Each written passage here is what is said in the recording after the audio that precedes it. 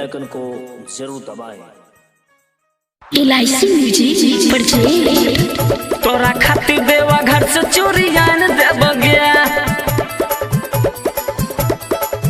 तोरा खातिर देवा घर से चोरी आन देव गया।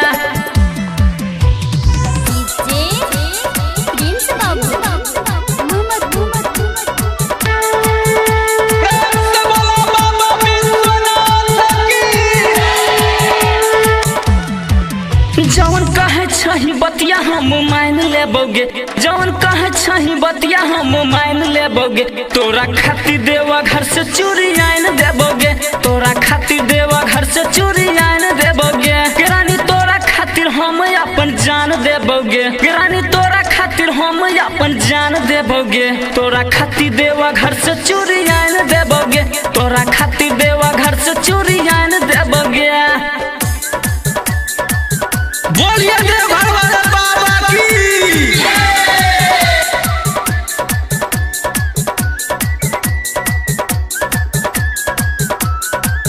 तोरा खातिर देवा घर से चोरी आन देव गया। हम जइबो बाबा धाम पूरा हो तो अरमान। हम जइबो बाबा धाम पूरा हो तो अरमान। तोहू रखी है ध्यान हम आन देबोगे। तोहर फरमाइश के सब हम सामान देबोगे। तोहर फरमाइश के सब हम सामान देबोगे। तोरा खातिर देवा घर से चोरी आन देबोगे। तोरा खातिर देवा घर से चोरी आन देबोगे। बोला बोला बाबा महेंद्रनाथ की।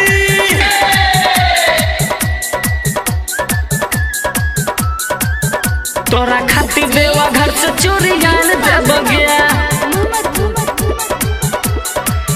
लेबो हरा हरा चूड़ी तोहर श्रद्धा जैतो पूरी। लेबो हरा हरा चूड़ी तोहर श्रद्धा जैतो पूरी। छाओ करे जरूरी आसमान देबोगे।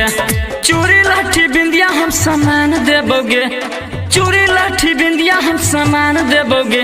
तोरा खातिर देवा घर से चोरी आन देबोगे। तोरा खातिर देवा घर से चोरी आन देबोगे। बोला बोला बाबा सुखीनाथ की।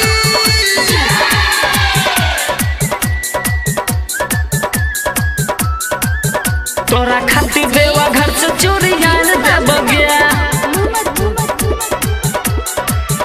कहो नंद लाला जीत पूरा करतो तोहर जीत। कहो नंद लाला जीत पूरा करतो तोहर जीत। सब लेबोगे खरीद हम चांद देबोगे। हम राजेश प्रेमी तोरा खातिर जान देबोगे।